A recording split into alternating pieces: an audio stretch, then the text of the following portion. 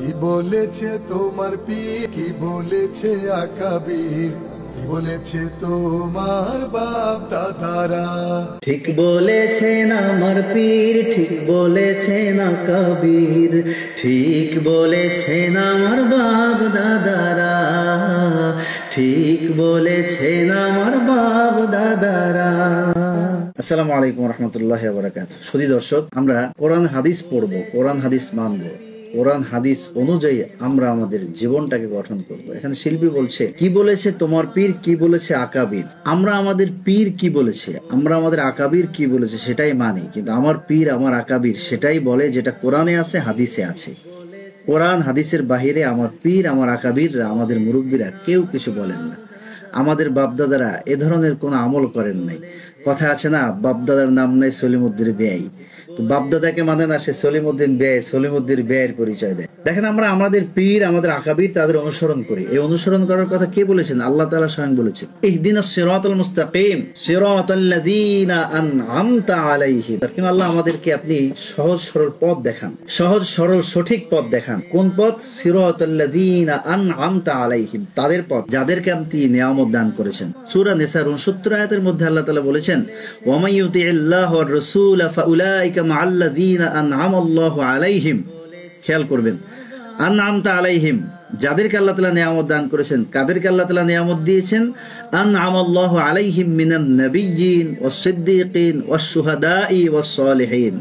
আল্লাহ তাআলা নিয়ামত প্রাপ্ত করেছেন নবীদেরকে, ওয়াস সিদ্দীকিন সিদ্দিকদেরকে, ওয়াস শুহাদা শহীদদেরকে, ওয়াস সালিহিন এবং সালেহ যারা, নেককার যারা, তাদেরকে আল্লাহ তাআলা নিয়ামত দিয়েছেন।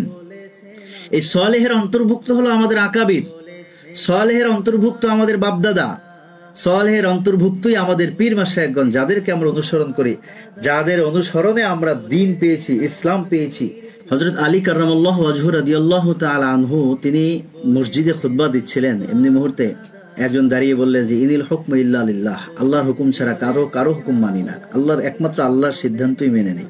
আলী রাদিয়াল্লাহু তাআলা আনহু তখন বললেন, কালিমাতু হাক্কিন উরিদা বিহাল বাতিল, যদিও কথাটা সত্য কিন্তু এর উদ্দেশ্য খারাপ। তো ঠিক তেমনি ভাবে আমাদের মাছ ব্যবসায়ী ভাইরা, টিকটকার ভাইরা যে ফতোয়া আমাদেরকে দিচ্ছেন, যে মওদুদির দোসর হয়ে আবুল আলা মওদুদি, যার শত শত ভুল ভ্রান্তি রয়েছে, যার বদ আকীদা রয়েছে, এই মওদুদি জামাত আবুল আলা মওদুদি সে আকীদা পোষণ করেছে যে সমস্ত নবী গুনাহগার, নাউজুবিল্লাহ। এরপরে মওদুদি বলেছে, নবী ও সাহাবীদের মধ্যে লোভ, লালসা, ঘৃণা, বিদ্বেষ, কার্পণ্য, স্বার্থপরতা ও প্রতিহিংসা ছিল, যার ফলে উহুদ যুদ্ধে পরাজিত হয়েছেন। নাউজুবিল্লাহি মিন যালিক, নাউজুবিল্লাহি মিন যালিক।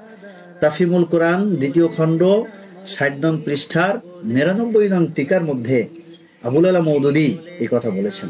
এরপর তিনি বলেছেন, কোরআন নাজিল হওয়ার 100 বছর পরে তা পরিবর্তন হয়ে গেছে, নাউজুবিল্লাহ। অথচ আল্লাহর কোরআনকে আল্লাহ তাআলা নিজেই সংরক্ষণ করেছেন।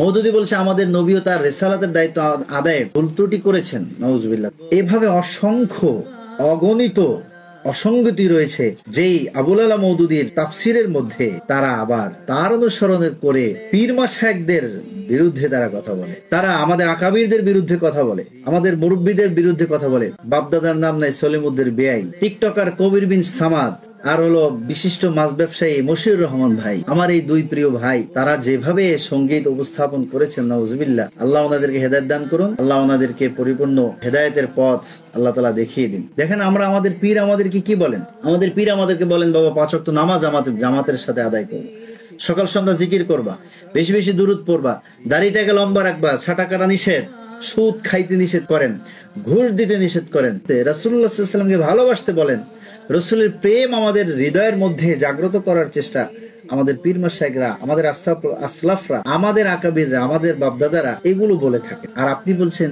যে বাপদাদাদের ছেড়ে দেব। হ্যাঁ, বাপদাদা যদি কোরআন হাদিসের বিরুদ্ধে কথা বলে, অবশ্যই আমাদেরকে ছেড়ে দিতে হবে। কিন্তু না, আমাদের পীর মাশায়েখরা, হাক্কানি রব্বানি ওলামায়ে কেরামরা আমাদেরকে, সাধারণ মানুষদেরকে যেভাবে তালিম দিচ্ছেন, তারবিয়ত দিচ্ছেন, কোরআন এবং সুন্নাহ মোতাবেক আমাদেরকে বোঝাচ্ছেন। অতএব আপনাদের এই জাতির কাছে ক্ষমা চাওয়া উচিত, কারণ আপনি দ্বীন পেয়েছেন, ইসলাম পেয়েছেন, এই পীর মাশায়েখদের উসিলায় পেয়েছেন। এই পীর মাশায়েখদের উসিলায় বাংলাদেশে দ্বীন এসছে, ইসলাম এসছে, আমরা ইসলামের পতাকা তলে আসতে পেরেছি। অতএব আপনাদের এই পীর মাশায়েখদের কাছে ক্ষমা চাওয়া উচিত, আকাবিরদের কাছে ক্ষমা চাওয়া উচিত, আমাদের আসলাফদের কাছে ক্ষমা চাওয়া উচিত। আপনারা ইনশাআল্লাহ ক্ষমা চাইবেন এবং এই সঙ্গীতের বিপক্ষে অবস্থান নিয়ে আপনি আপনার অবস্থান ক্লিয়ার করবেন, আপনাদের অবস্থান ক্লিয়ার করবেন। আল্লাহ তাআলা তৌফিক দান করুন। আসসালামু আলাইকুম ওয়া রাহমাতুল্লাহ। ঠিক বলেছেন আমার বাপ দাদারা।